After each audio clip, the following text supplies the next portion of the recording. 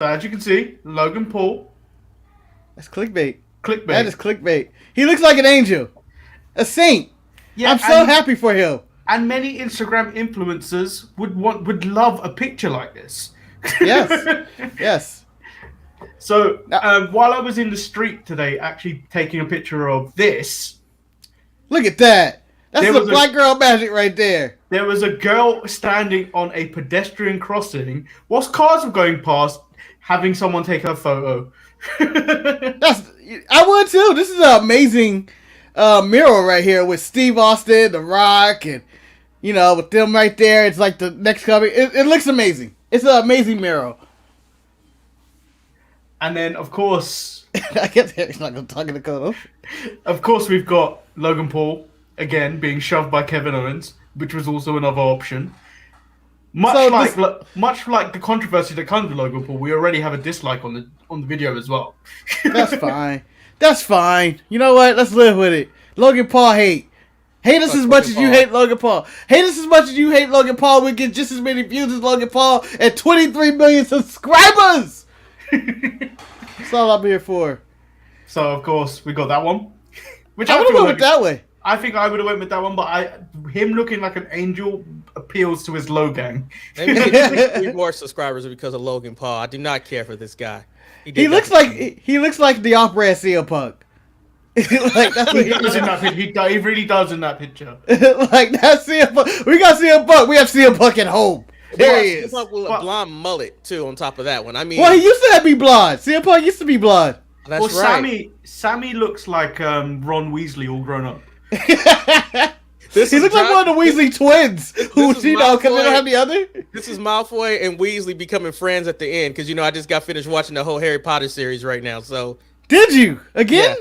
Yeah, Shantae and I. That was part of recovery. We watched all of the movies. What's your favorite? My favorite one is Order of the Phoenix. I think it was the best. You fool! If you don't answer anything other than Azkaban, you're wrong. Nah. Actually, Marcus, I'm sorry. You're right. Prisoner of Azkaban. It's between that and Order of the Phoenix. Okay. My favorite book was The Goblet of Fire. It didn't translate well into a movie. The movie that's my least favorite movie of the series, The Goblet of Fire. It was trash. The Goblet of Fire was fire. Legit. No, it didn't make any sense. Like the movie, they took too much out to make that. Yeah, it was just. Ugh. They killed the Batman.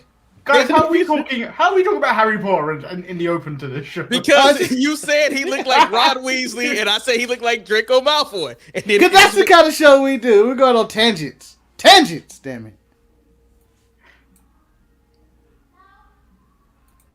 I'm Shotzi Blackheart, the ballsy badass, and you are watching the Untitled Manny and Marcus show. Remember to like the video and subscribe.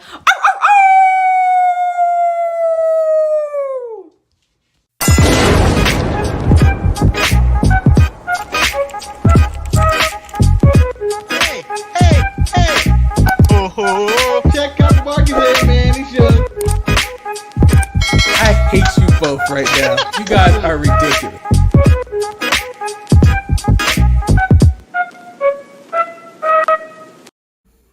She's back! She's back!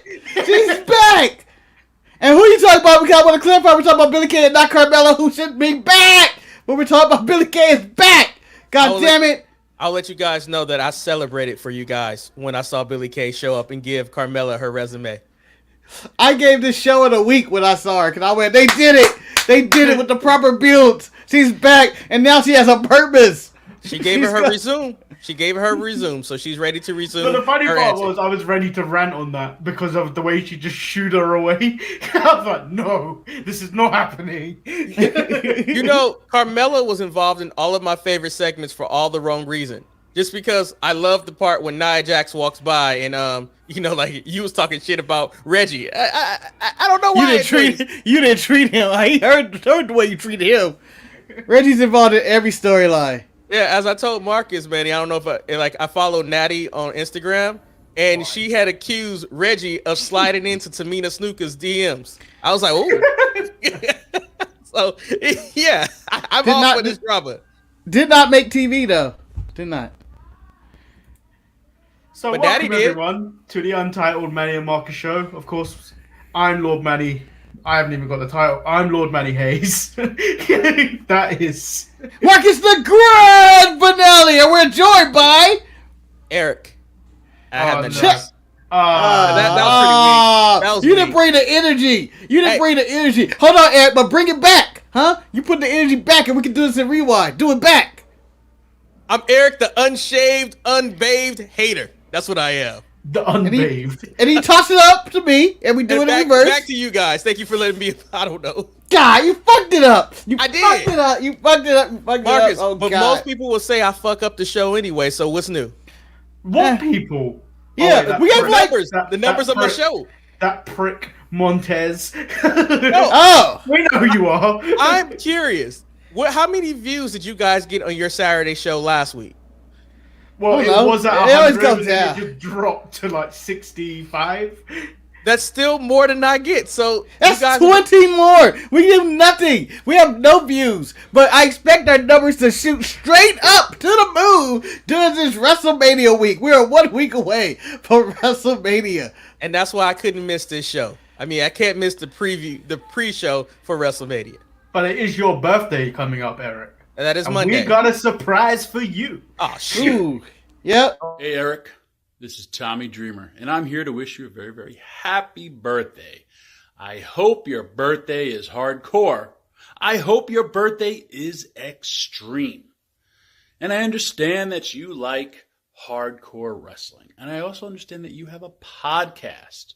So if you're listening, I know you listen to the House of Hardcore podcast.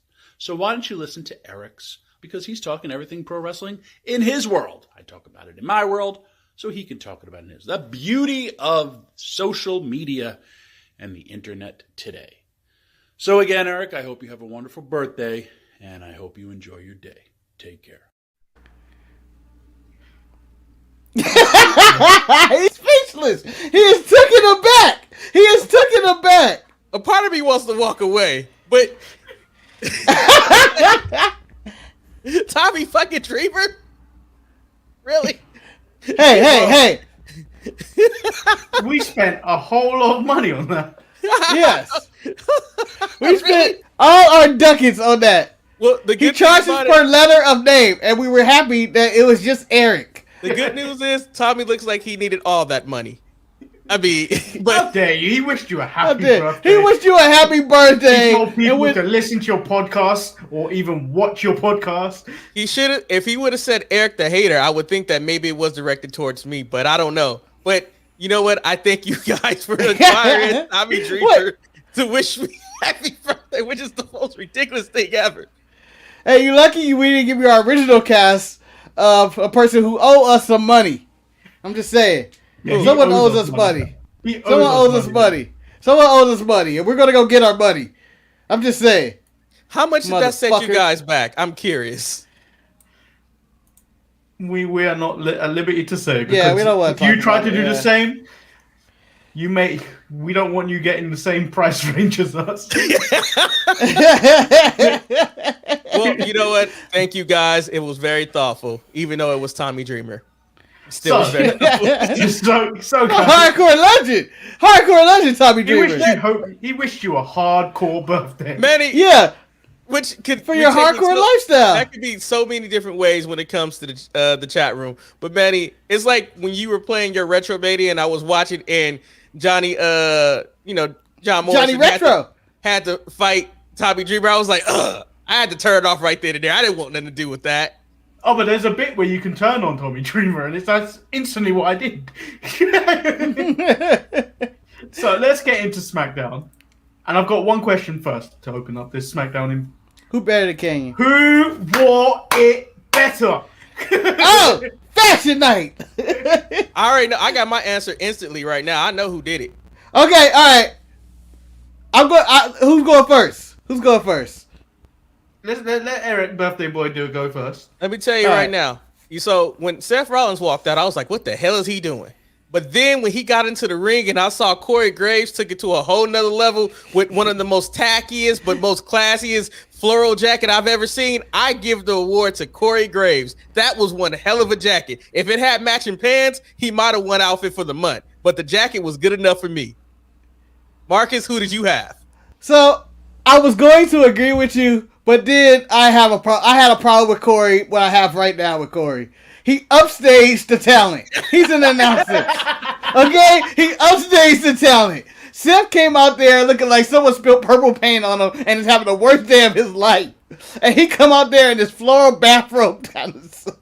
And it was just too much. I felt like he upstaged the talent. He may have had the best, but I'm taking it away from him because he upstaged the talent, and I'm going with Sami Zayn. See, I also am going Sami Zayn, but it's only because the theory of what I wanted to happen didn't happen. Cesaro in the past has had tearaway suits. Yes. And I was expecting him to rip that suit off and swing Seth Rollins for another 20 times. But that didn't happen. So he does not get it for me. But he did promise that he would swing him as many times as this WrestleMania is going to be. But I will also point out that Seth's suit was horrendous, and you have to give Corey some extra points because when he got into the ring and you saw Corey's suit, you're like, damn, I can't believe this suit jacket distracted me from what Seth Rollins was wearing. But to be fair, Seth's suit this week was better than the Fastlane Moo suit. I mean, Yeah, I would agree. The Moo suit may be still the worst. And the best one, I'm going to say, is still the green one. The green one where he looked like the Riddler. You know what? I'm going with the with best the turtleneck, with the professor. Oh. I'm going for the best one. Is the one where he had to sacrifice the most for because I know he was hot as hell. That was a full-out leather suit, matching shirt and matching tie. You had to be hot wearing that. Well, I really hope he goes by the moniker Drip Rollins. I really hope, like, it'd be something new. You can't take that away from Ricochet because Ricochet has nothing. He is Dripochet. But you know, Manny and Marcus, You can fire him a shade. But so Drip Rollins. Marcus, I'm gonna agree with you. I'm gonna take my vote away from Corey and give it to Sami for the simple reason you're right. As soon as Corey found out he had that segment with Seth, he knew he was gonna try to upstage his ass, and he did. And that's not right. We're not supposed to see referees, and we're not supposed to see commentators. Shout out to Charlie Arnott for becoming the ESPN. Imagine Marvez on AEW wearing a suit like that. That would be absurd. Fuck Marvez. So what you're saying is you're not gonna like our next birthday cameo of Alex Marvez. Man, I swear, Marcus, if you guys wanted me to walk off of a show, that's one thing that you could have did. I mean, you know what? To you guys' credit, I'm glad that you guys didn't go down that dark road of getting somebody from AEW because then I really would have been salty. But Tommy Dreamer was probably affordable, and I appreciate it the more that I think about it. Wait a minute. Or what went out of our budget though was to get Ricky Morton of the Rock and Roll Express. Marcus, don't play with me like that, man. You're this close. Eric, you were so close because for months I said, you know what? What if we paid Ricky Morton to cut a promo on Eric? Yes. Yep. And that was the goal. You guys know how to treat a guy. You guys really do. You really do. You telling me you wouldn't do the exact same? I would, but you guys thought of it first, so I can't do it now. So We could have. Edge kicks off SmackDown, says Daniel Bryan is roadkill on the road to WrestleMania as he weaseled his way into the main event of WrestleMania. While he should be mad at Daniel, he also should thank him as he found the Radar Superstar. Do you think it was right next to where Ciampa found the Psycho Killer? Yes, and where he got his gray hair. I want to disagree with Edge and everything he said right there. For what? How dare he say Daniel Bryan brought the Rated R Superstar before he got injured at the greatest wrestling match ever? He already gave that credit to Randy Orton for bringing back the Rated R Superstar. How dare he? He was always there. Only you would remember that. I mean, for me, it comes down to a man being delusional, and I think it comes down to Vince, who's realizing that he's this old. So he's like, what can we say to make him look younger? Oh, he's the rated R superstar, so he's doing rated R stuff to make him look older. I'm not, like he's back there doing lines of coke. You have to justify the aging. For me, though, I think it was when Edge was on commentating, and they pointed out to the fact, it's like when you won the Rumble, it said that you got to be in the match at WrestleMania. It did not say it would be a one-on-one match. It said you would just be in the match. Stop bitching, Edge. And I agree with him. Like, Edge bitching doesn't make any sense to me because he's the man of opportunists. He's an opportunist. Yeah, but he's complaining, he's bitching, he's moaning, and you gotta understand he's upset. Why he's upset? Because he wanted a one-on-one. A triple threat match decreases his odds by 33 1/3%. And we know Scott Steiner. Yeah, you know Scott Steiner math. You know that he has now a 22% chance of becoming champion now that Daniel Bryan has added himself into this title match. But then he's going against the big dog Roman Reigns. That decreases his percent by another 15.5%. Now you divide that because he's 46 years old. Luckily he does not have to factor in the fat because no one is fat. Because when somebody is fat, you have to deduct 2.75% from the original equation. I think it's higher than that, Eric. It might be. I think it's higher than that. And just remember, always, Samoa Joe's fat. I believe it's body fat divided by chins, and you should be able to come up with a proper percentage of what you get divided by. I love how you said that Edge seemed disappointed, but for me, the person who was more, he can never be as disappointed as Roman Reigns was when Jey Uso tapped out to Daniel Bryan. The look on his face to me, he was like, God damn it, he did it again. What did he expect? Well, what does Roman expect when he gets Jey? I don't know. How many chances does Jey get? Jey's got more chances than like Apollo's had at Intercontinental titles. Yeah, Jey has a losing record, Roman. This is like me being upset when the Sacramento Kings lose to the Brooklyn Nets. It doesn't make sense for anybody to be upset. That is just the way it is. And I think everybody who watched the match, no one went in with the expectation that Jey Uso was going to beat Daniel Bryan. They went in with the expectation that his whole role was to beat Daniel Bryan up. And honestly, throughout the majority of the match, that was his plan until he decided that he wanted to win. I don't understand why Jey Uso decided he needed to win this match. Maybe he get himself and make it a 4-way. Maybe. They just throw people into matches all of a sudden. I mean, okay. So we move on to an 8-man tag match where it was Otis, Chad Gable, Dolph Ziggler, and Bobby Roode versus Rey Mysterio, Dominik, and the Street Profits. It's like they heard the show we did on Thursday where you said you enjoyed the trios match, and I said I enjoyed the one week before, and it was like SmackDown said, "Hold my beer." And yeah, but I'm so gonna say every now, week the AEW match was better. It was. Yeah, it was. I give you that. I don't like saying it, but it was. I haven't watched AEW, but I agree. For the simple reason that when this match was on SmackDown, I was like, man, I don't even have to watch wrestling. Why am I watching this match right here? It meant absolutely nothing to me. But technically, AEW and WWE is working together now. I feel like everything is great in the world. They're not. The internet's broken, but I think Vince McMahon still thinks Chris Jericho works for him. Let me tell you how I know. He has a Legends deal. Let me tell you how I know they working together still, because although I did not see AEW, Marcus told me something happened on AEW that shows me that they're catering to Vince, because Vince has been trying for weeks and weeks to team up the people who are fighting each other for a title. And Sheeta and Ty Conti was teamed up, and Vince was like, that's good shit right there. And that was the clause against Jericho. He's like, all right, I'll let you. Can we get Jericho? All right, we'll put Jericho on the show, but you gotta let me book one match. What's that, Vince? I want Ty Conti to team up with Sheeta. No one contender for a title against the opponents. All right, I want that. Have you guys spoke about Chris Jericho on the Broken Skull Wrench podcast already? No, because that happened. No, it happened yesterday. My whole thing is that it's really funny to me is that wrestling fans get so worked up over people working together when it's about making money. Like, I don't understand why people felt like this was such a huge revelation that Chris Jericho is showing up. As I told Marcus on the phone call, Chris Jericho is Chris Jericho. He could probably be inducted into the Hall of Fame, but they're not going to do that for Christian or Christian Cage. It just wouldn't happen because no one cares.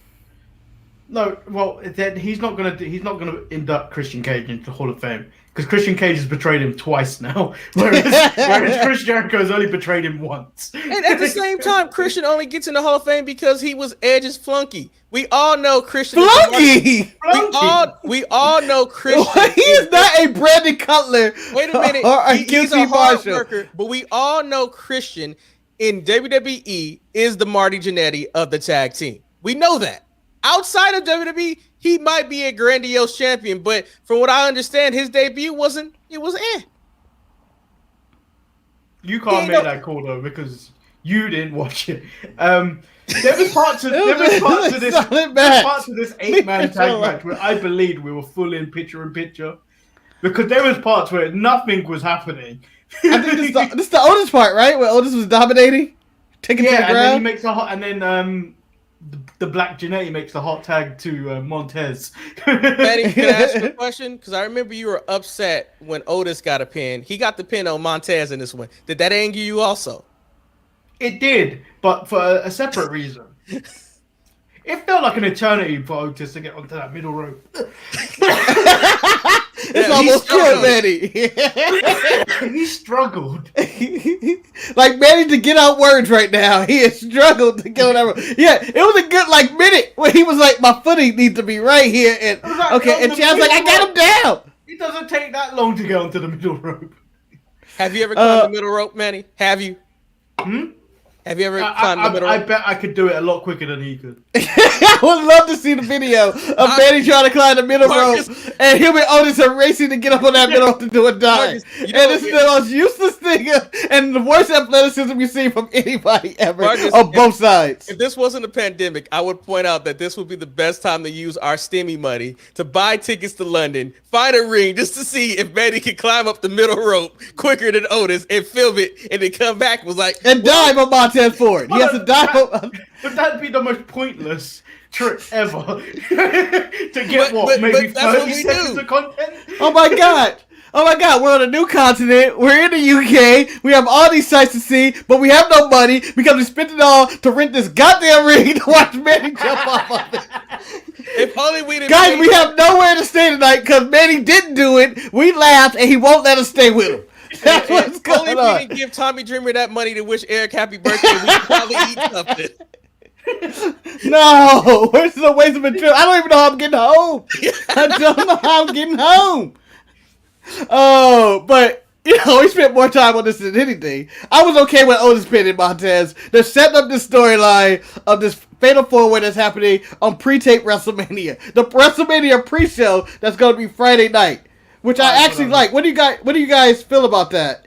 The pre-show basically being Friday night. Well, at least we don't get to see the Andre Battle Royal. I don't need to see that. With the returning Tucker. No, he's in it. Tucker, who had probably lost his last name because of LA Knight. I mean, honestly, I don't even know who's in the Battle Royal, but at the same time, because my boy with his $45,000 watch, he explained his actions. I'm going to go for Baron Corbin in this. I've got to cheer Baron and Nakamura. Those are the two. But as we all know, that the Andre the Giant Battle Royal means absolutely nothing for your career. You might win the title. Braun did win the title, but he cannot understand that he could not challenge in the Elimination Chamber on Raw. And Cesaro, after how many years, he's finally getting a match on the main card of WrestleMania. I have to ask this question. What's worse, winning the Andre the Giant Battle Royal or winning the King of the Ring? Well, there hasn't been a King of the Ring since Baron Corbin won it, and he's been King of the Ring for 2 years now. Yeah, and the King of the Ring, most King of the Rings end up being something. It's just so luckily Baron didn't do anything. So I would go with King of the Ring. They don't give Baron anything to do, man. He's one of the most agile big mans in the game. I seen him slide out that ring, come back with that clothesline. I've never seen anything like that. Motherfucker's a cat. He's so limber. It goes with him and Cien Omas for the fastest guys in the company right now. almost was moving like a cat. Yeah. By the way, I now call him CN Omos now that Andrade is gone. Hey, he signed a contract someplace. I don't know where he signed the contract at, but he signed it someplace. Eric, that looked like a blank piece of paper. It did look because it was a blank piece of paper. So he has yet to sign an actual contract yet. He's going to Ring of Honor to hang out with Rush. So we get to. Can I comment on the Jericho thing again, real quick? Go on. I feel like this is a flex move from WWE. I think they no longer feel AEW is a threat. Because the only time they show and acknowledged TNA footage was when they felt like Impact Wrestling was no longer a threat. I feel like this is them going like, we don't care anymore. The war is over with NXT. You guys are not a threat to us. Marcus, you have your 700 views. I do have an allegedly about that. Go ahead, Manny. Oh! Woo! Hey! So, what is that sound? We gotta use that sound every time we go to a lady. Hey! Why would you do that? I don't know, but hey. Because honestly, when you on the last show, when you guys put that picture up, you guys were talking about photoshopping people in the back with him, and I was like, Marcus. yes, and I was like, that just wouldn't look good because clearly he was bent over right then and there. So if you guys are behind him, all I thought about was, hey, what's going on? It was just bad. But Manny, you said you had a you have homophobia. So prior to the show, the NXT show, Triple H held a meeting, and he was talking about how far NXT has come since from 6 years ago of that NXT takeover before WrestleMania, and then allegedly, according to Dave Meltzer, Triple H said that they were bullied off of Wednesdays. When two sources have now come out and said that was not true. Yeah, I mean, I'm of the firm belief that WWE never felt AEW was a threat. They acknowledged that they existed, but it was never a threat like it was with Nitro, where they were actually beating their ass. Like, you beat NXT. They've never lost viewers from Raw despite having a pitiful show. SmackDown views are strong. It's just the thing about NXT is that it doesn't attract that fan base that's going to give you the Raw and SmackDown numbers. Just like as AEW. Like right now, I think the bigger boss move is taking NXT away from Wednesday, giving AEW Wednesday night by themselves, and now like AEW has to prove you have no competition. You need to own Wednesday night. Simple as that. But you make it sound like WWE chose to give up the Wednesday night to the NHL. They did not. They did not. They chose not to walk away from this war. USA said, no, we're getting our hockey money. All right? Sit your asses back down. Go to Tuesday. Your floor is there anyway. It's fine. We re-upped it. I think they re-upped their deal, too, to, like, extension. So, whatever. Like, you know what my main complaint is about all of this, though? This is my main complaint about all of this. The goddamn Peacock. Why can't I watch Monday Night Raw on the Peacock? A current episode of Monday Night Raw. I still feel like they're doing that thing where it's still a month. I feel like that's still not going to play. That is what? That is the USA agreement. I think USA doesn't want to take away any of their views for their sponsors. But you know what? I just want to give, and I know I don't do this often, I would like to give it AJ Styles, Bobby Roode Pound to the smartest company of all, and that's Impact Wrestling. Wait. That was a setup. You stole my fists. No, Impact Wrestling was. I would have never fisted you, Eric, if this would have happened.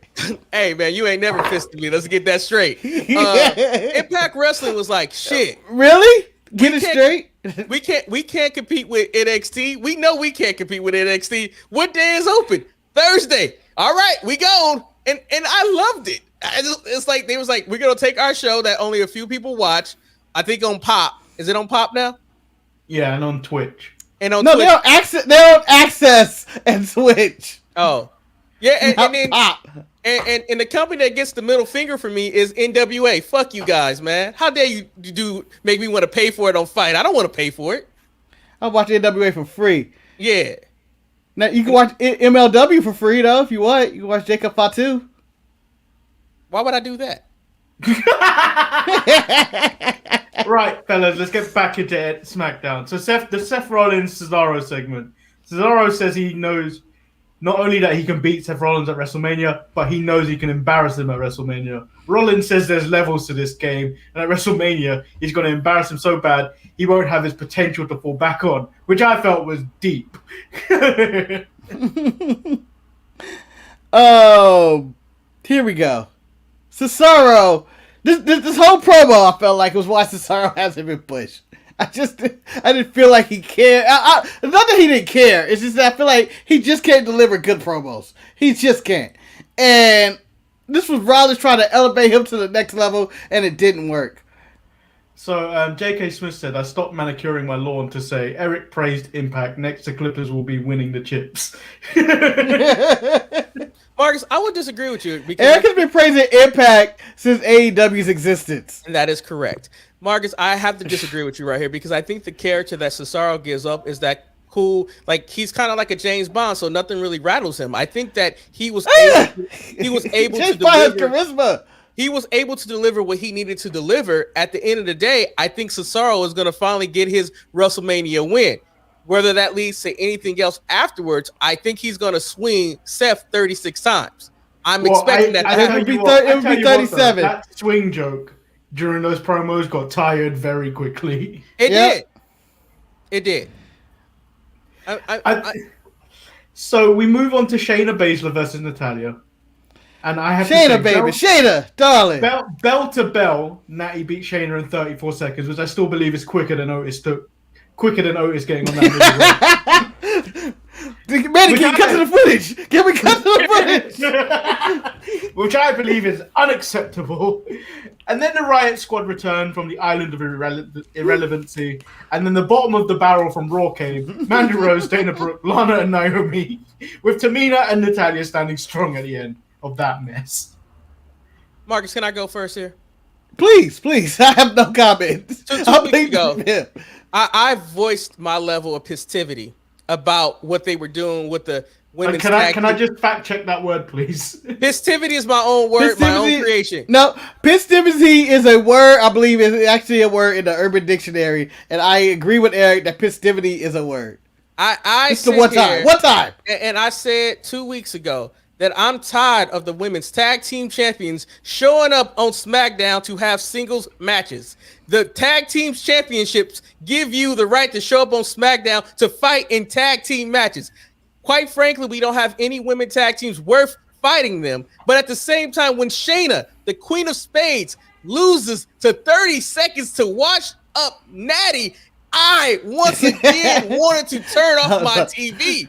And I can say once again, I bet you AEW beat SmackDown this week because they didn't do stupid shit like this. Sorry, Marcus. I was upset. Beat him in what? Beat him in what? Beat him in what? Shayna didn't need to lose. No, but AEW beat SmackDown in what? SmackDown in what? Probably entertainment value, man. I don't know. You just making shit up. You're ranting for no reason now. Yeah. You didn't see QT Marshall stand on the stage with a bunch of no-names attacking Cody and Ard. Only to Red Velvet to make the save. I will point out that sounds fucking amazing compared to seeing Natty beat Shayna in 30-something seconds. No, my friend. Don't you dare praise QT Marshall or we will mute you and kick you off. Yes. Hey, Eric was on the show. I feel like we're on a boat, and it's just like we were sailing on our way to across the Pacific, and next thing you know, it's like, what happened to Eric? He didn't make the trip. I'll tell you, hey guys, have you seen Eric? He did something unspeakable. He talked about QT Marshall. He was talking about how QT Marshall was banned in all the SmackDown, even though he didn't see it. Got him killed. Shit like that gets you killed on the streets. If you listen to the Thursday show, he referred to you as a alumni. Like you could sign the Legends contract and you're done with the show. I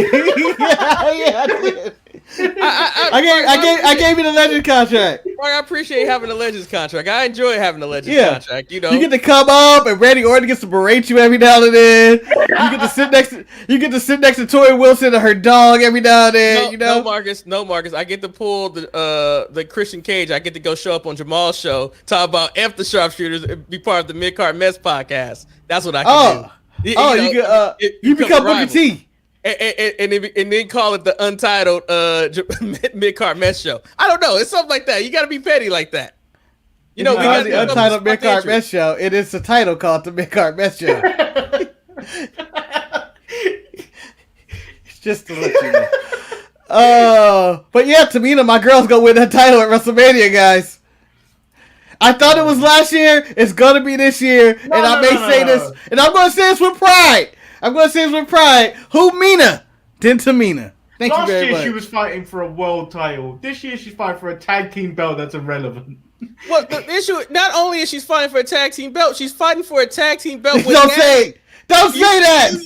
Daddy never supposed to make WrestleMania, damn it. Marcus, what you really want, what you're wishing upon us is not only more Tamina, but more Natty across 3 shows. Do you really want that? Some men just like to watch the world burn, okay? I am one of those men. So we get to the Sami Zayn with Logan Paul trailer. Sami once again invites Logan to be his guest at WrestleMania. We see the trailer. Yes. Not bad trailer. Not bad. I would watch it. If this was on Netflix, I would watch the shit out of this. And I'm gonna binge all the episodes. I didn't realize there was a whole bit about Flat Earth. And then Logan says Kevin Owens approached him in the locker room, told him that Sami Zayn lives in another dimension and is delusional, which is when Kevin Owens appears and stuns Sami and then shoves Logan Paul. And then Sami attacks Kevin in the back and then runs away. Yes. I wish we could make this a handicap match of Logan Paul and Sami Zayn versus Kevin Owens. I feel like that would be the match to make. By the way, we should not silence our chat. JK Smush said Tamina should win the title. She might be a Hall of Famer. I think he's talking about Natty, Marcus. I think it's Natty's already in the Hall of Fame. Natty's already in. By the way, don't ever show me another picture of Logan Paul again. I've seen Logan Paul in this week more than I have seen him actually in a lifetime, because I didn't know who he was until like 8 months ago. Tamina is in the Hall of Fame of injuries. Oh, no. She's in the Call-Out Hall of Fame. I mean, which I didn't show up for much. I mean, for no reason. quite frankly, with me only having 2 days remaining as being a 40-year-old, I will point out that Logan Paul does not appeal to me. I don't care about his involvement in WrestleMania, and I'm okay with that. I'm okay with... What about his brother Jake? I don't care. I hope his brother Jake dies. Is that the one that knocked out Nate Robinson? Yeah. I mean, he's the bigger asshole. Like, the whole thing is like... the bigger asshole out of the two of them. It's just like how some people don't get Bad Bunny. I don't get Logan Paul, so it's like whatever. I get the reason why they brought in Logan Paul. He's the more marketable one out of the two. Okay, guys. All right, so we have our Hispanic celebrity. We now have our white celebrity. Who is your black? Who's your white? Who's your black and Asian celebrity that you will bring in? Betty, I will ask you as a captain of the Asian delegation. I don't know. Closest we can get on the show. But doesn't no? I'm Done. not even go there. I'm not going to go there. Done. The white delegation got Hulk Hogan, Marcus. That's who they got, and we got Titus. That's who we got. No, it has to be a celebrity, Eric. Who's your black celebrity you getting? It has to be Soulja Boy. I want him dropped by Randy Orton. Oh man, they just do that. I don't want Soulja Boy on my show, and it's just like if they brought out Bow Wow. I don't. I would want this. I want that more than the Fiend match. Okay, I want Randy Orton versus every black young rapper in the world. I want them all to come out and try to fight Randy Orton at various different times, and it'd be like that contest where people talk about how many elementary school kids can you beat up if you had to go to a school and fight elementary school kids. I feel like Soulja Boy is to help the Fiend and fuck up Randy Orton. I feel like you should put this on your application to go work for AEW, because that sounds like some shit that they would do. I don't need them on my show. But once again, Soulja Boy, Little Bow Wow, all them, they don't apply to me. And I, as a grown ass wrestling fan, I'm okay with saying this is something I don't like, and I'll do something else while it happens. But who's your low level black celebrity they bringing in? I can't think of anybody, man. I can't. There has to be someone. Oh, who's that guy? Who was that black comedian in Curb? JB Smooth? Oh, JB Smooth? Oh, he costs too much. He costs too much. I feel like he's in the Logan Paul range. JB Smooth, I don't know if he can be PG. What the fuck is that, Randy Orton? You can bring that black guy in from the movie that we watched. Oh no, he was the worst. We'll get onto that afterwards. So we move on to Carmella versus Bianca Belair. Hey, did you see the sass that Manny had in his Yes. He was no, hot. no, he is the worst. No. Bianca said that she was waiting for when the real Sasha would show up after she slapped the soul out of her body last week. The legit boss finally showed up. In the match itself, I felt bad for Carmella because it felt like she was outside waiting for that match to happen for an eternity because they went through various promos before they got to her. So Carmella had most of the offense in this until Bianca hit the KOD for the win. Yeah, Bianca just basically turned it on. As soon as she started touching her hair, you know not to touch a black woman hair. I don't care how tanned you are, Carmella. You should know this. You should know this in your black etiquette. Don't touch a black woman's hair. And then Carmella got her ass whooped. And then Sasha came out in the tightest outfit in history, but dazzled, who looked like she could have been a part of either Corey Graves' jacket or Sami Zayn's jacket. Man, she looked like she was wearing that Invisible Man suit from the movie The Invisible Man, like literally, and she just forgot the headpiece that disappeared. Honestly, I didn't realize how it's not working. It's not working. I didn't realize how slender she was. She is really, really skinny. Like, I was like, that's why she got hurt so much. Every time she fought out, it goes like straight to the bone. I don't know. This match is what it is. It's got one of the worst builds. Yeah. And I can't believe I'm gonna say this. I think it might have been better if Carmella would have won, and it was Carmella going against Bianca, because I think Carmella probably could have carried it better.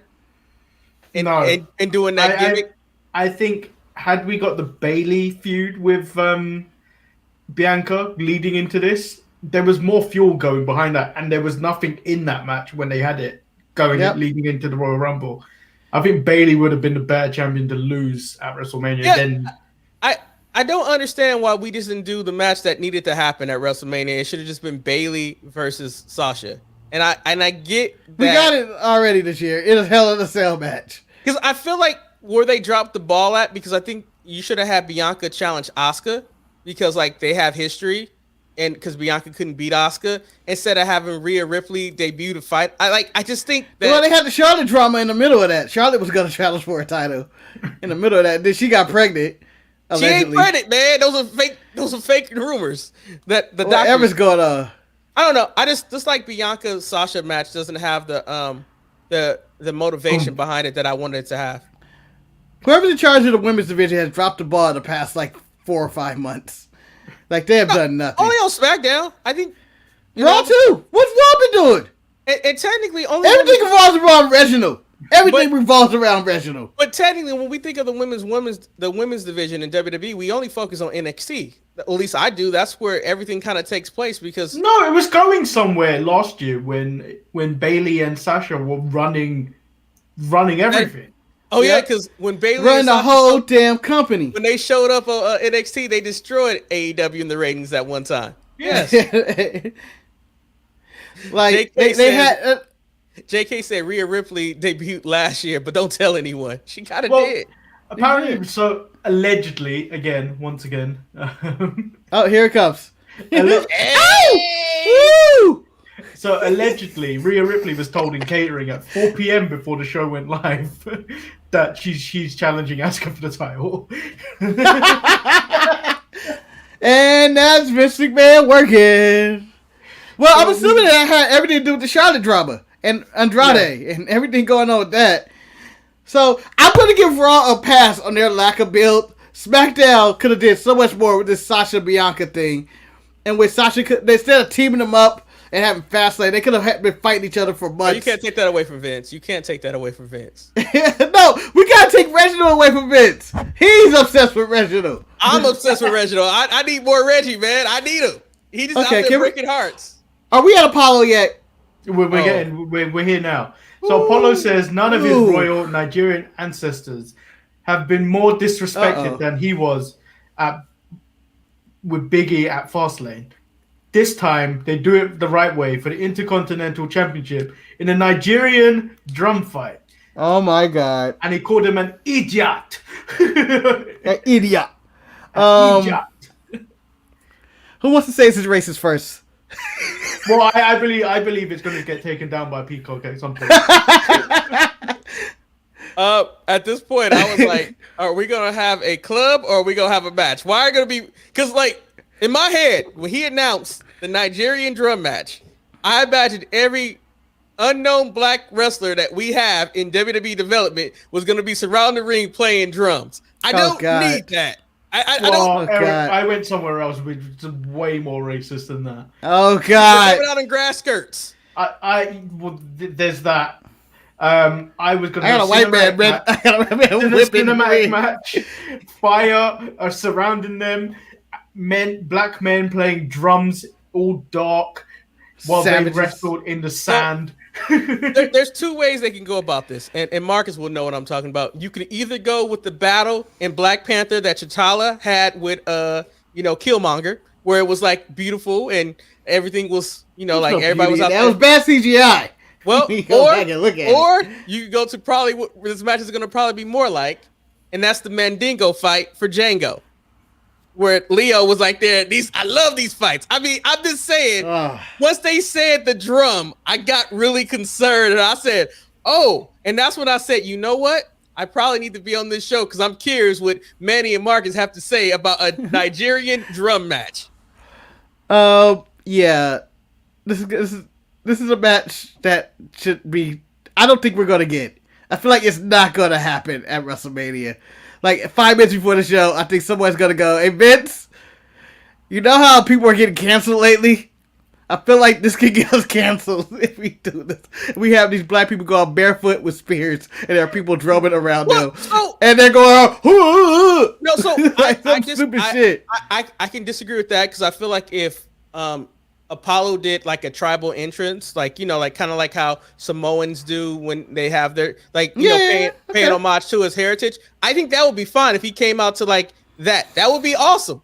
I just don't know if in their head this Nigerian drum match is someone as Big E and Apollo are wrestling, someone is going to be banging on the drum. I just don't know if we really need this. People are aware that Nigeria is a civilized country. It's not. It's not like just a dust tribe that I'm assuming Vince seems to believe it is. It's just savages. Just savages. When you when you think of Nigeria, you need to think of Wakanda because that might be the only basis he have of what a black civilized nation might look like. I'm telling you, he watched a special screener edition of Coming to America 2 right before Apollo came out that night. We're gonna have Marcus. I have an answer to your question now. Because you just put Michael Blackson should be the guy who's the low rent black guy that shows up on WWE TV. That's try again, motherfucker. I wanted the referee. That's two, motherfucker. That's two. I need him to introduce Apollo and Big E. And here's this sorry motherfucker, Big E. Like that would be amazing. I've got two things for this. How can Apollo, having lost numerous times, be the one that calls the shot for what type of match they have? And two, I think his royal Nigerian ancestors should be more disrespected by that terrible Nigerian accent he's putting on. Oh, it's getting worse. It's getting worse. Which is why Omos should be with him to talk for him. So, Manny, I can answer the first question. And it all is clear based on what we're going to talk about later because I understand beatdowns on sites and when you have a beef with somebody that you just have to squash. Big E wants to beat up Apollo under any circumstances. So he'll let Apollo make up whatever he wants just so he can put his hands around his scrawny neck. And that's the justification. It's not that scrawny. It's pretty at the end of the day, I need Apollo to win this title. I don't need Big E with this title. I need Big E to be shipped back to Raw to be reunited with the New Day. Back! No, I don't want the New Day anymore. That thing needs to end, and I need Kofi on his own. Can I finish? I need Big E shipped back to Raw to be reunited with the New Day so he can finally fulfill his destiny and turn on the New Day by beating up Xavier Woods and then becoming a heel. Because his new music, his new introtron, his new level of happiness is not working for me, and it's my fault because I said I wanted him to be serious, and this is what I got. It was a mistake, and I'm sorry for it. Yeah, the Big E delegation have not forgiven you. I just want Questlove and Travis Barker on the drums in this match if they're gonna do it. If you're gonna do it, you gotta get two of the best right now. And we get Anderson .Paak on the drums too.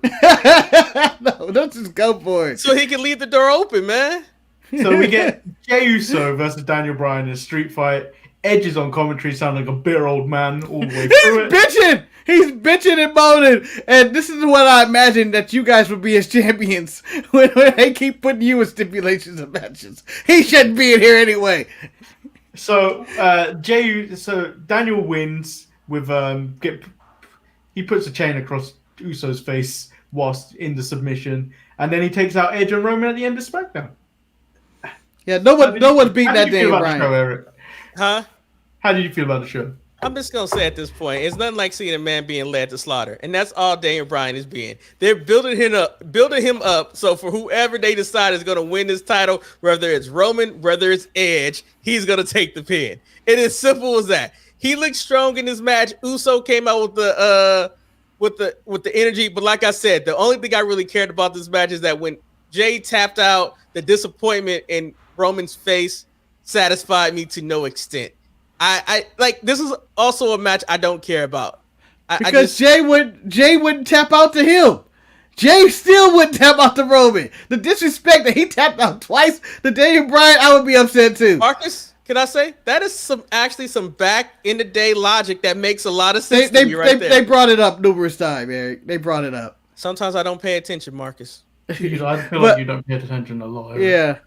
But Roman, I believe, was going to tap again. And Daniel Bryan looked invincible, and you can see Edge upset that Daniel Bryan does this every other WrestleMania now. So he just throws himself into the main event. He act like he's Mecha Godzilla or something.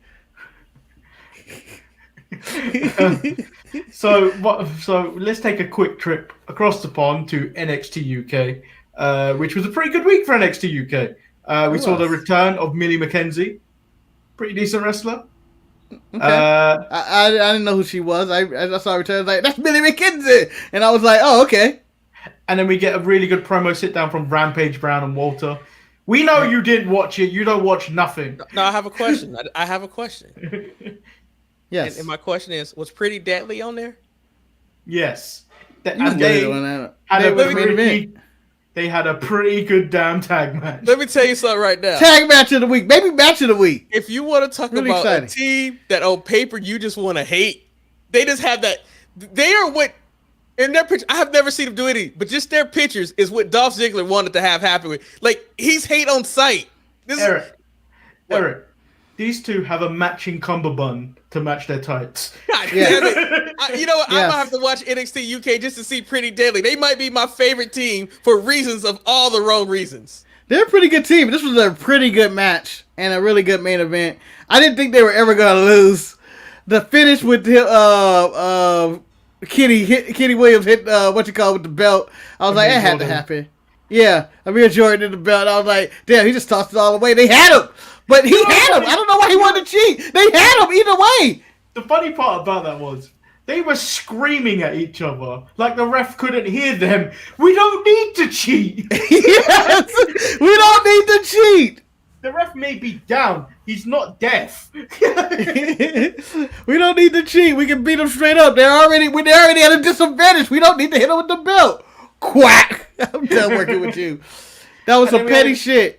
Yeah, and then we had a good promo sit down between Rampage Brown and Walter, where Rampage said the first time Walter came to the UK, Rampage Brown was the one that handed him his first loss. Oh, history! Yeah, Rampage Brown don't give a fuck. But that was a really good joke from NXT UK. So on to some listener feedback. Hold on, no one watches that show though. Nice build up to a show that no one is gonna watch. That's why we gave it 3 minutes. Eric fell asleep in the middle of that report. Talk about wrestling. I believe this is in response to Montez Red Cup calling him a 13-year-old girl by him saying he was an emoji guy in his email from last week. Chris responds, "Nope, I'm actually a 16-year-old transgender. So what of it?" Oh, why are there these diss tapes in the emails? Damn, Rhea, be careful. The comment section for. Anyway, have a good one. What are you upset about? Oh, nothing. I had nothing else right there because I don't understand the pettiness that they're having with each other. I mean, it seems like people get upset because people have different opinions from each other, which makes absolutely no sense to me. Well, that was about emojis. That had nothing to do with opinions. You weren't listening to anything that happened there. No, but I remember with the whole emoji thing, that email from that emoji thing, what it was about, man. It's just because he starts off with the angry email before we even start the show to put people in a bad mood. And as Montez asked, like, who talks in emojis? It makes, I mean, I understand. I'm not taking sides, though. Why are you still dwelling on this? Was that the only email? Yeah. So, Godzilla versus King Kong. Can I just say, Vince McMahon booked this at the ending of this match. Where you have these two going again, two realizing a common enemy, pairing together, and then taking out the hold on. Mecha First of all, we're about to review Godzilla. Is it Godzilla King Kong or King Kong versus Godzilla? Who got top billing? It's Godzilla versus King Kong. Godzilla got top billing? Yeah. Son of a bitch. I bet he got paid more. Oh. Yeah, spoiler alert for all this. Because I'm about to go through this. I'm going to just get my review right now.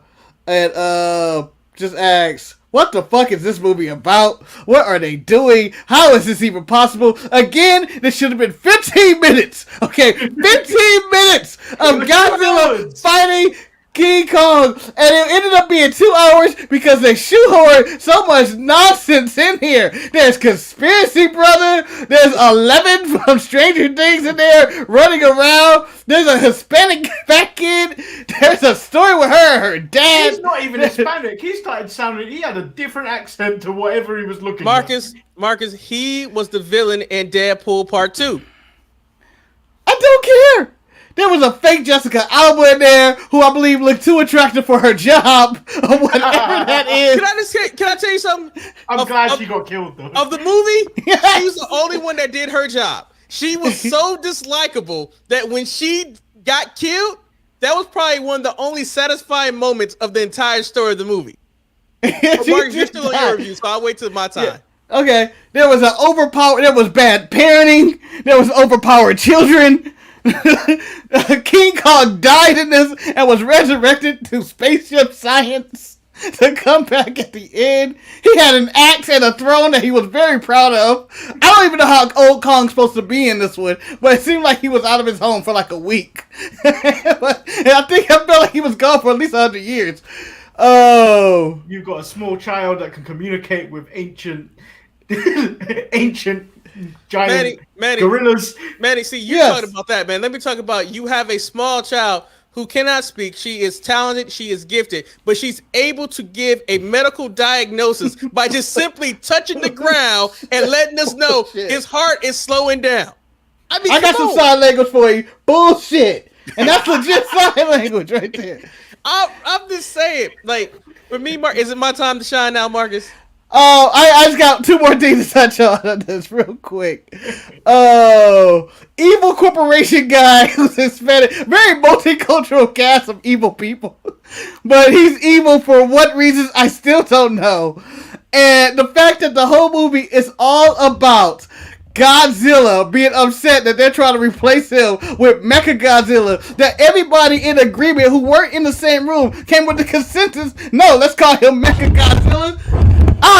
The whole movie was, I don't even know what to say about it. It was Transformers without a plot. And imagine Transformers without a plot.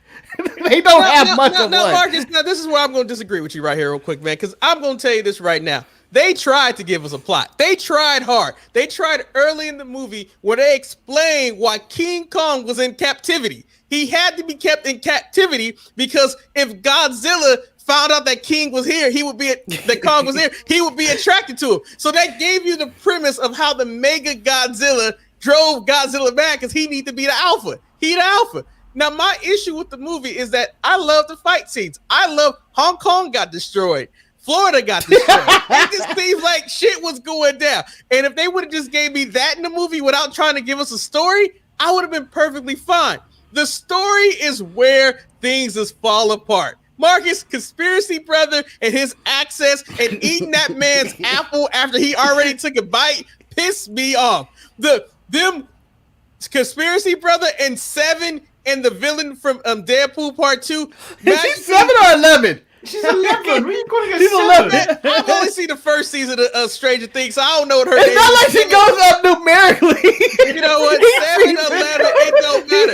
How the hell? I only saw season 1, so she's 7. Let me just point out, how the hell did they get into the convoy that traveled down the secret tunnel that connects Florida to China that no one else knows how to at 607 miles per hour? That was ridiculous. And let's also talk about the biggest caveat and the Department of Children and Family Service should be called for one simple reason.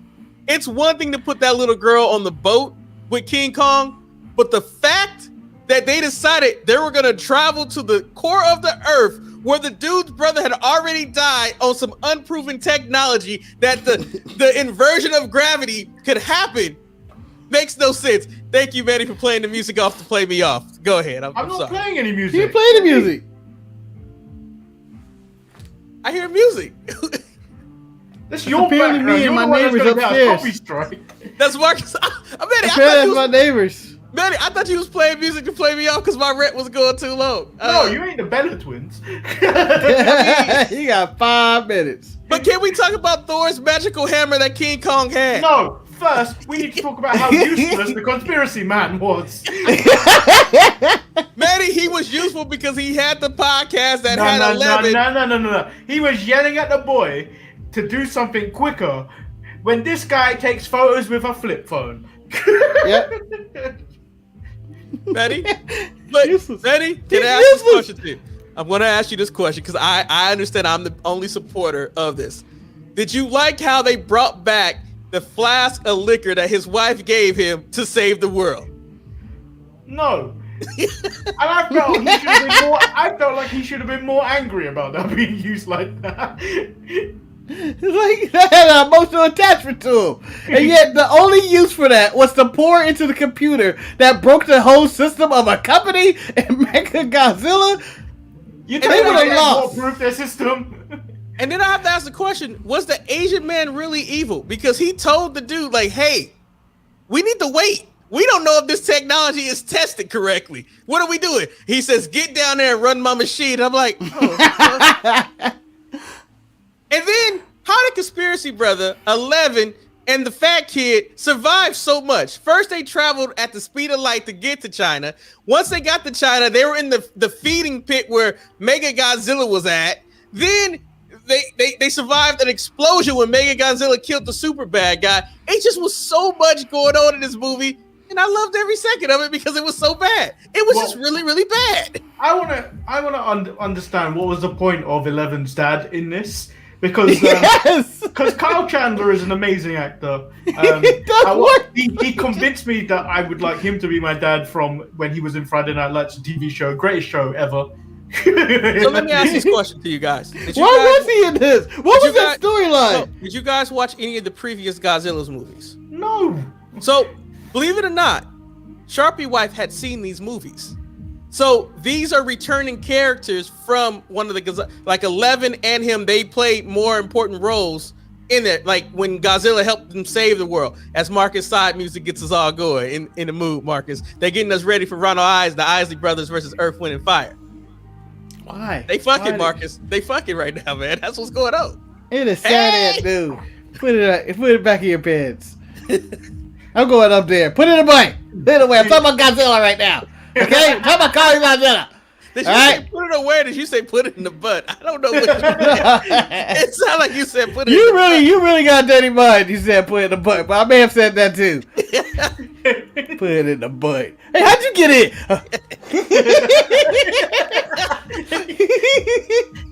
Just carry on, ignore me. Yeah, it's beautiful, isn't but it? I thought, stayed on track, I thought the emotions that they conveyed between King Kong and Godzilla showed the hatred that they had for each other. Like, what?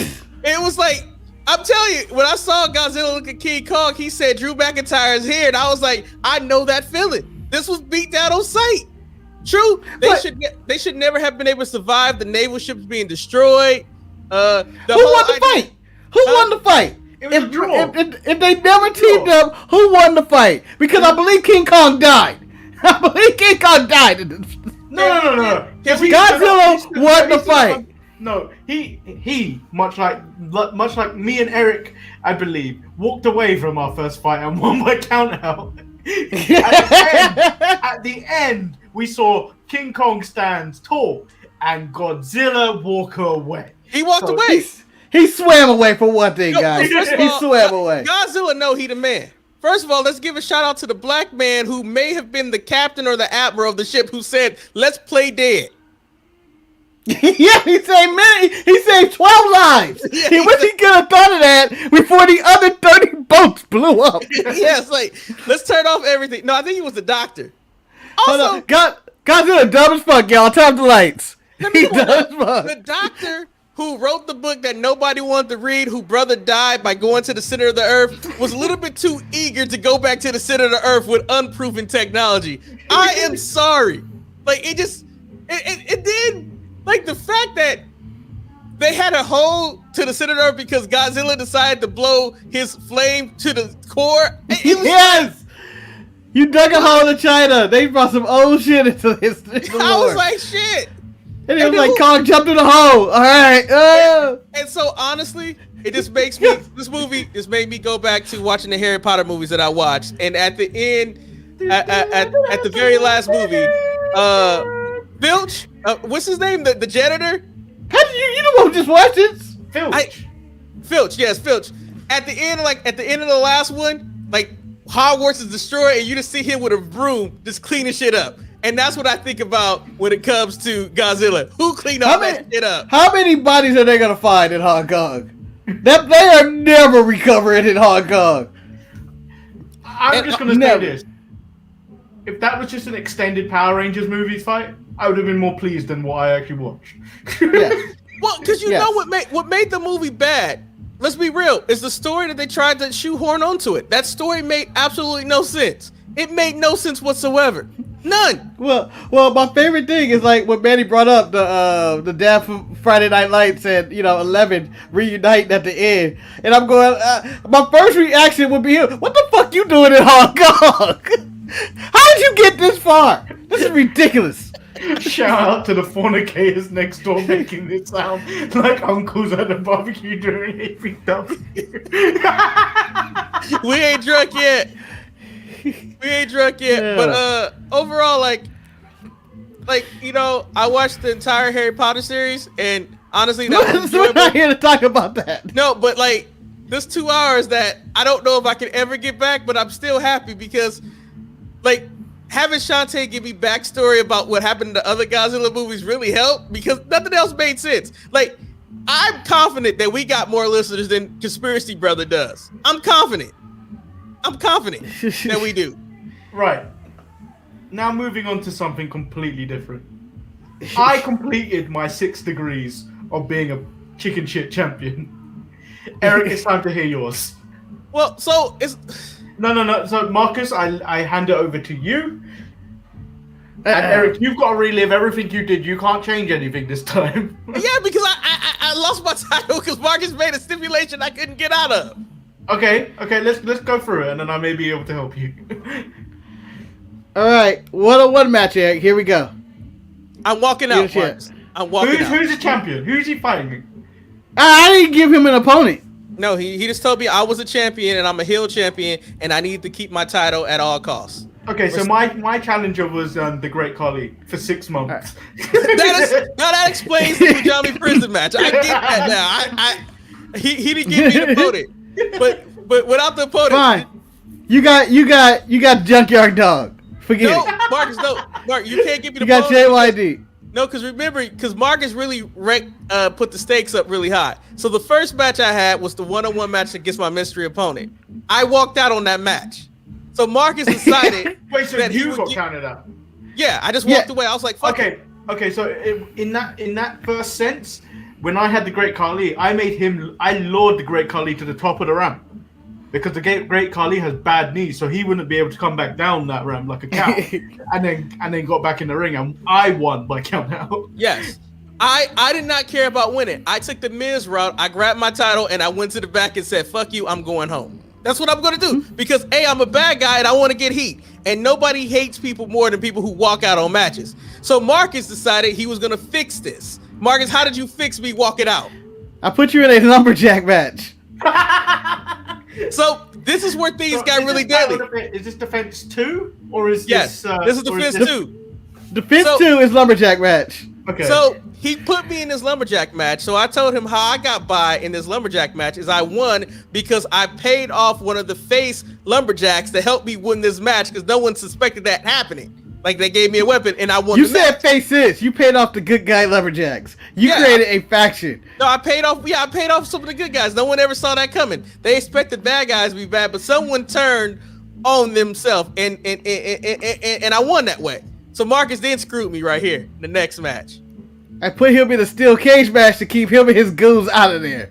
Oh, see, this was level 5 for me. Yeah, I felt Marcus. I felt Marcus. No, you escalated things when you got goons. No, because the face could have got goons too. No. Dusty Rhodes never got goons. Okay? I should have had a tag match before I had this cage match. Eric, so at level 2, Marcus, I explained to Marcus that the GM at the time that I wanted to, I felt sorry for what I did, and he booked me in a singles match again where I lost by disqualification by giving the Great Khali a low blow. In hindsight, Marcus, now that knowing that you was gonna give me a cage match, I would not have paid off the face.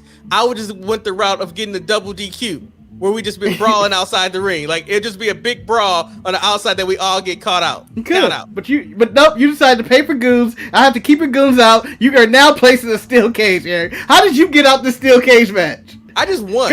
I was no, good. You didn't. No, that's not what you did. What did I do? You paid off the referee. No, you slugged the referee, knocked him out, and one of your goons grabbed the keys to open the cage and helped you to victory. Okay, that sounds about right. Yeah.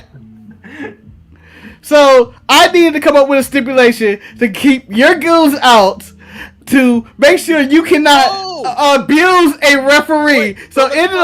Let's pause real quick because I realized what happened. Because yes, I came up with that escape, and this was when Marcus said, "You know what? Let's stop. We should save this for the show because Betty would be enthralled by this." So I don't know what my 4th match is right now. Okay. You didn't get there.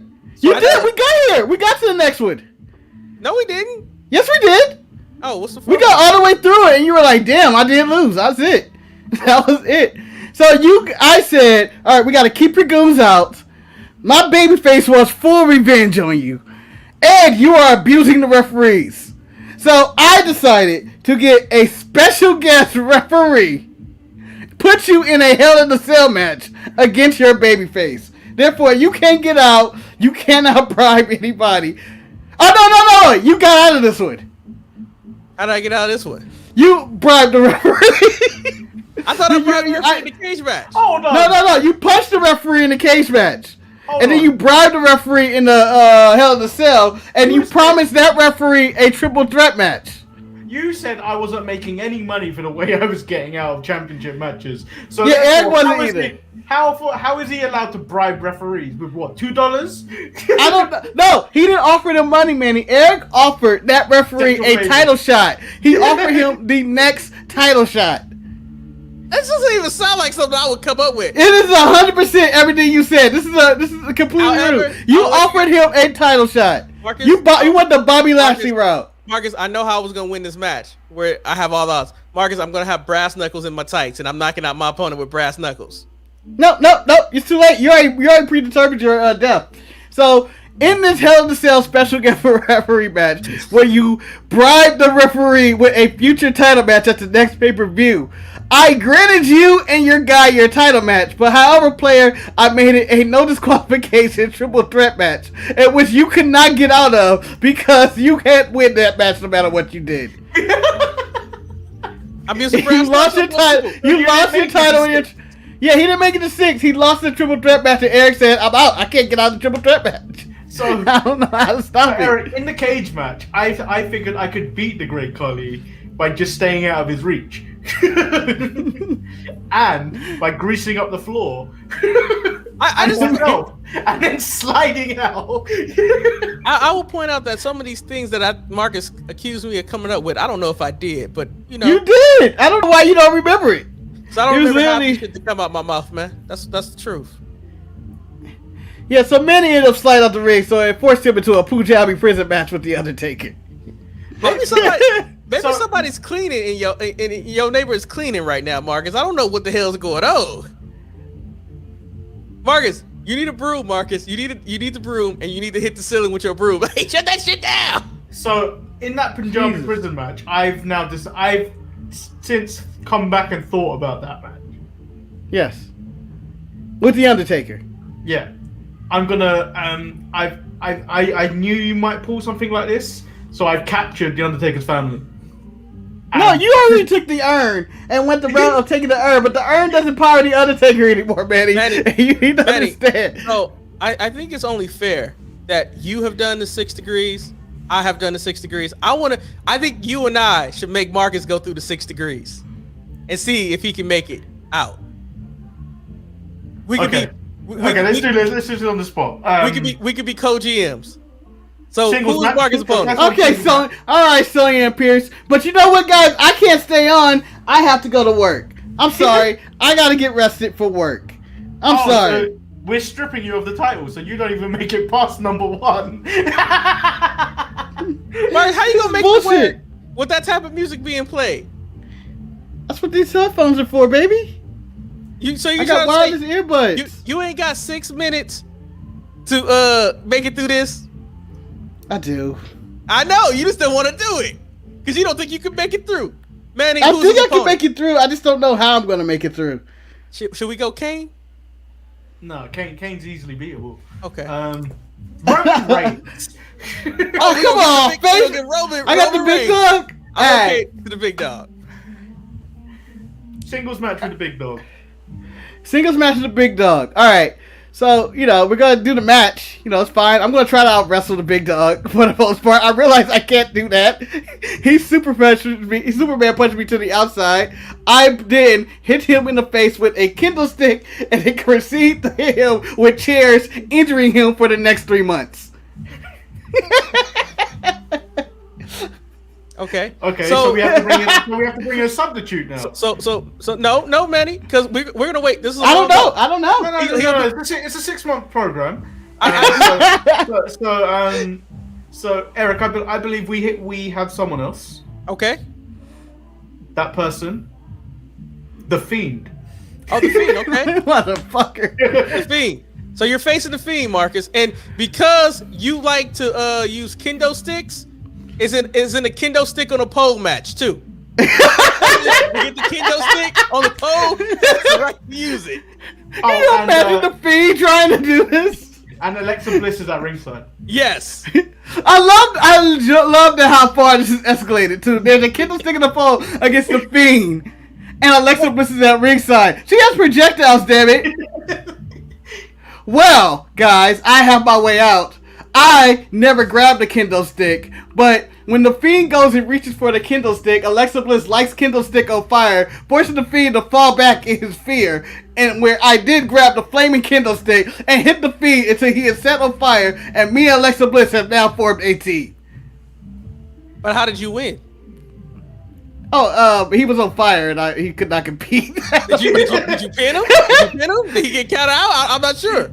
He was on fire. It's a technical knockout, I think. Well, actually, Marcus, if you listen to a recent interview with myself and The Fiend, he is actually impervious to fire now. So you lose. Yes. No, I don't lose. I think you do. I'm teaming with Alexa. I just gotta pin him. You how can you pin a man on fire? He's You're taking on him fire. back. You're on fire too. Wait a minute. As that interview stated, we have not been able to prove if the Fiend is impervious to fire. He believes he is impervious to fire. He believes. This was not a Kendo Inferno match. This was just a Kendo stick match. And I'm sorry. Fine. Me and Alexa turned. I hit him with the Kendo stick. I won the match and pin him. No, it's over. A Kendo stick on the pole match only gives you the right to use the Kendo stick. You did not. Did you pin a man on fire? You did that. I did. How? I was in a hazmat suit the whole time. And Alexa Bliss has granted me powers from AEW, where I can survive explosions. I think, Eric, now we got to move to cage match. Okay, yeah, because we still got to get to the third month when Why Roman am I in Reigns the come cage? back. Why am I in a cage? Because you took keeps out your Alexa main Bliss out. opponent. You took out Roman, so you got to fight somebody else now. You're in a cage match with The Fiend. To bar Alexa Bliss from getting involved in this match. Also, the lights are red. And the cage is on fire. No. Cage on fire is a bit too much. The cage is electrocuted. Can we make it an explosive cage match where he goes off the cage and it blows up? Yeah. Yeah, explosive cage match with The Fiend, Marcus. How you get out of that? All right, I got a way out of this one already. Goddammit! All right, so the match begins, right? Alexa. Wait. Kenny Omega has nothing to do with the electric. No, you can't do it. We have started the match. We have started the match. We have started the match. Oh, and also a caveat, Marcus. Whether you win or lose in this match, this is the match that Roman Reigns returns. He's healthy again. He's back. Whether you win or lose. Because Marcus, you're not going Roman Reigns. Win or lose, Roman Reigns back. Yeah, you guys are stacking the deck against me. This is what you did to us.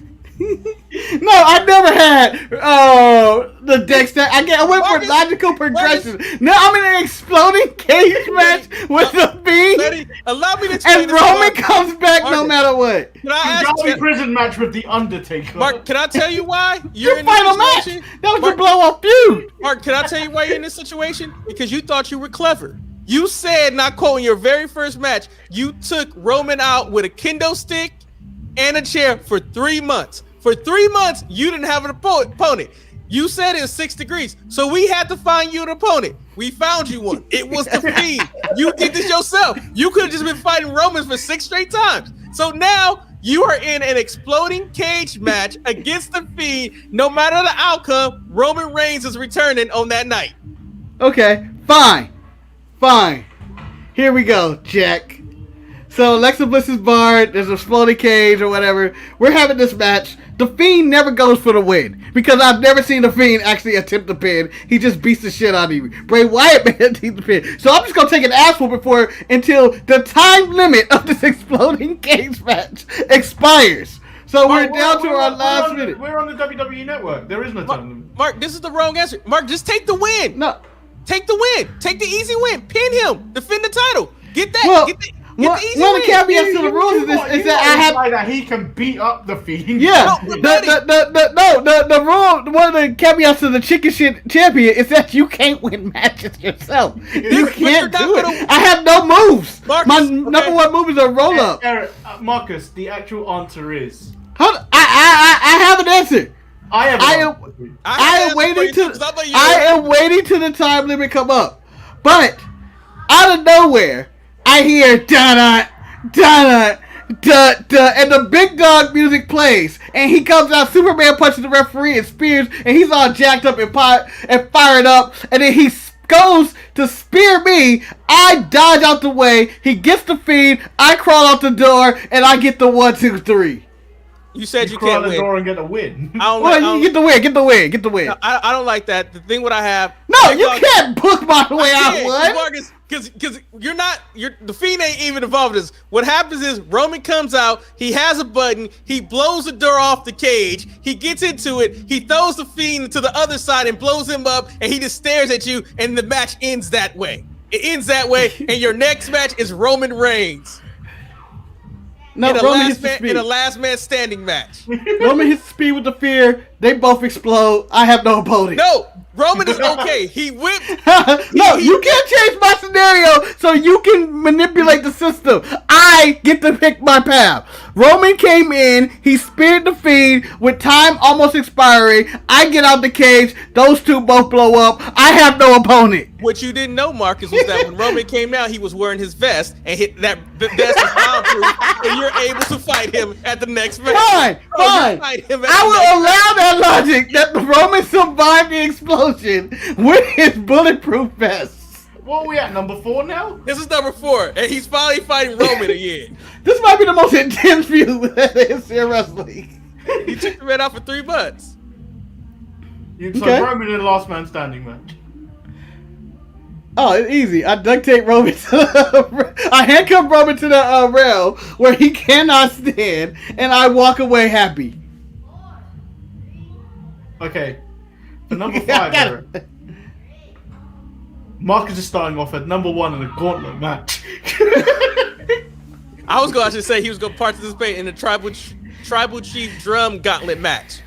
Where that may be number 6, but he's going off in a gauntlet match with Roman Reigns, Drew McIntyre, Bobby Lashley. And Can I get one? Can I get one like Adam Pearce or something in there? You know, to help me out. No. Who else should he have? Triple H. Fine. And I there's got one it. more. A mystery opponent. This is all under no DQ rules. I have match So number wait. 6. I have match number 6 in my head already. What the hell? I have a gauntlet match. But I have All match number 6. No DQ, you said too, huh? Yeah. So, well, I have Alexa. I still have Alexa in my corner, so at least I have that. Alexa puts some fireballs every time somebody comes out the ramp. They never make it to the ring. The lights fall from the sky. She's pouring gasoline on herself, and we just blow up the ring. Okay.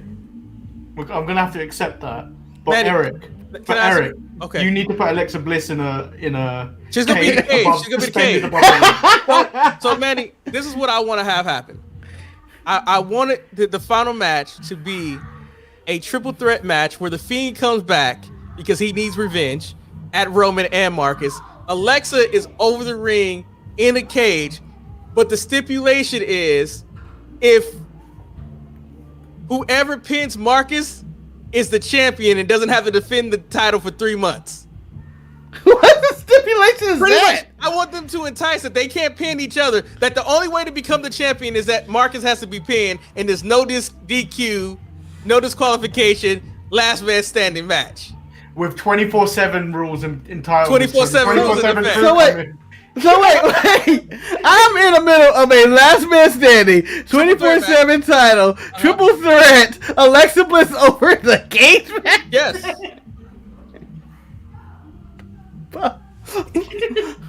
Well then, gentlemen, we went to the full supernatural part. I had to go full supernatural on y'all. I put together the Supernatural Kings of Wrestling, in which I put together Canyon, The Undertaker, Kane, and Papa Shango. I'm sorry, I meant to say Mortis. Like, I put together all these mystical figures and Glacier together to protect me throughout the night of this last man standing match. Only solution. And RoboCop. I thought you were bringing Gun torting. I thought you were bringing Kong and Godzilla. Nah, they're not real characters in wrestling. Well, you brought that upon yourself, Bart, but I think you got to go to work though, right? I do, but mine escalated really fast, and I can't believe you guys. Because you cheated. You tried to eliminate Roman for 3 months. I did what a heel should do. Take out your competition. That was smart, but he got to realize that there's other challengers in line.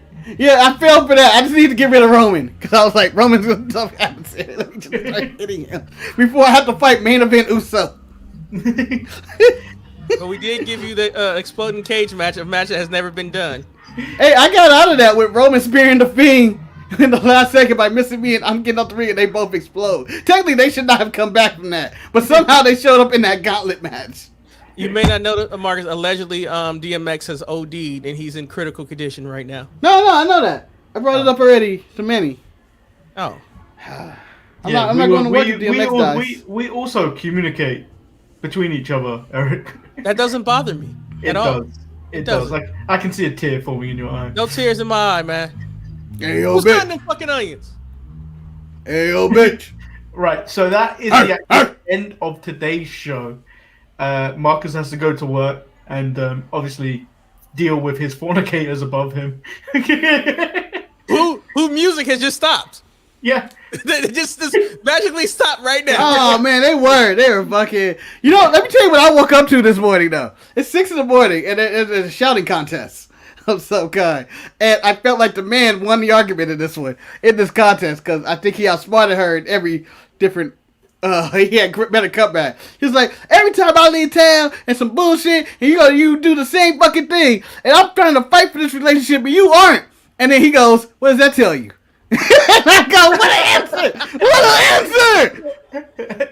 What an answer! How does he keep leaving town? And then why is he still with the Well, girl? she had to leave Every town. time he leave town, she hopping on somebody else's dick. Because that's the only thing I can assume that's happening. No. She's leaving town, I guess, for work. He's staying home. And she's upset that he's probably cheating on her or something. But when she's like, why am I fighting? Well, I'm the one fighting for this relationship to work. That's what she said. He's like, I wonder why. You seem to be the only one. Shit. I'm not. And I was like, that's a cold comeback. And she's like, you don't call me the way I call you. And he's like, I'm not going to call you. You need to understand that. And I was like, dang, he cold. But dang, he right on all this guy. She don't need to be with him. And probably outside doing their laundry right now in front of me, still together. But you know, he right. So on that note, make sure you like the video, subscribe if you haven't already. Check out our merch page at www.storefronttees.com/ESPN. Even though you ain't, even though you won't. I've been Lord Manny Hayes. He's been Marcus, the grand finale, and we were joined by Birthday Boy. The big boy. What the fuck? Birthday Boy. Birthday boy. You know what? Thank you guys for Tommy Dreamer and everything that he brought to the table. He really put me in a pleasant mood. Shout out to Kong and Godzilla for giving me an epic fight of the week, the best match this week. Next week is gonna be rough. Everybody's a lot of wrestling next week. Let's get ready. So, peace.